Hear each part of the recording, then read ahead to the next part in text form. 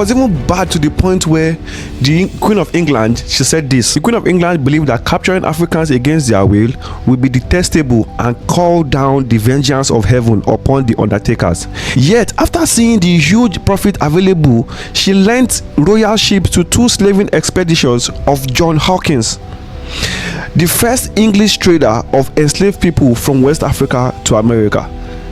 So even she, when she saw the amount of money that was involved in this business, she quickly turned a blind eye. That is how crazy it was. That was how crazy the demand for this particular group of people were. Have you ever wondered why Africans were chosen for enslavement over others? Join me as we dive into this very sensitive topic. If you like videos like this, so don't forget to like this video, subscribe to my channel. Let's get into the video. Between the 40th and 20th century, Ottoman Empire conquered most of the whole world, including West Asia, then Africa, and Southeastern Europe. During this period, enslavement of people was a very normal thing. This could be done through proximity. This is when a big nation would just go and conquer a smaller nation due to proximity, or spoilers of war, or like they call it, prisoners of war. That's when 2 nations go to war and then the loser become enslaved.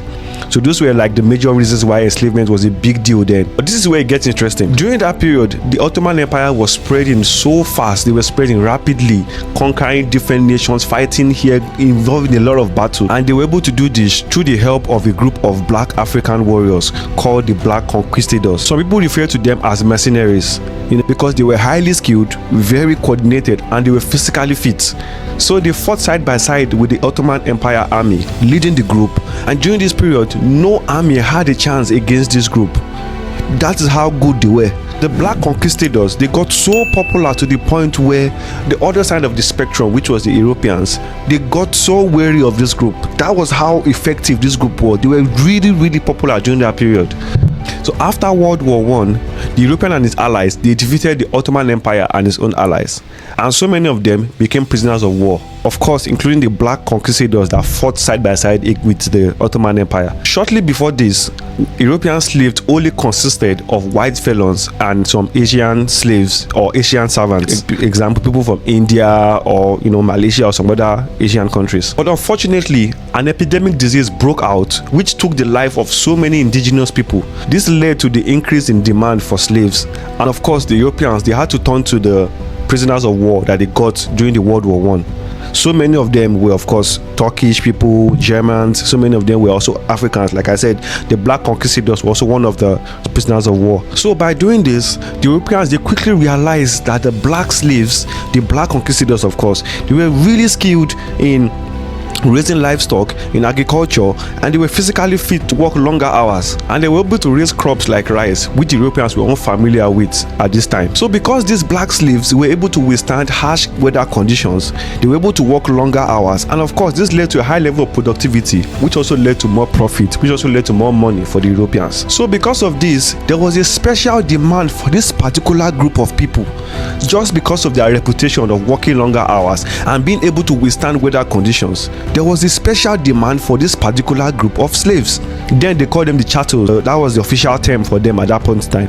It was even bad to the point where the Queen of England, she said this: the Queen of England believed that capturing Africans against their will would be detestable and call down the vengeance of heaven upon the undertakers. Yet, after seeing the huge profit available, she lent royal ships to 2 slaving expeditions of John Hawkins, the first English trader of enslaved people from West Africa to America.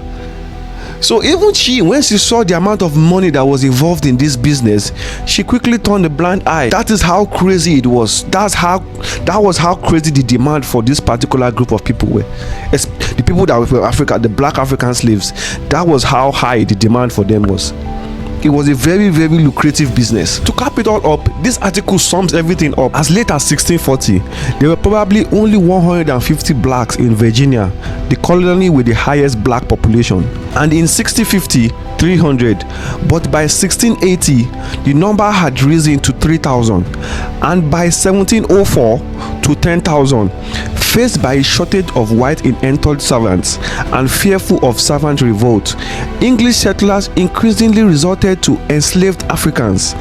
Between 1700 and 1775, more than 350,000 African slaves entered the American colonies.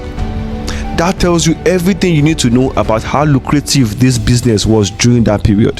The demand for black African slaves was at the highest point, all because of the reasons that I gave you guys earlier. Physically fit, they knew about agriculture, they could withstand harsh weather conditions, and they could work longer, all leading to profit, everything leading to money.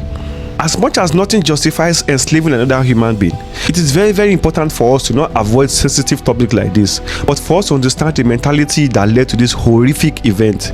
Some people will even argue that this was the worst crime that ever happened in the human history. I mean, you agree with me that there's no future without understanding how it links to the past.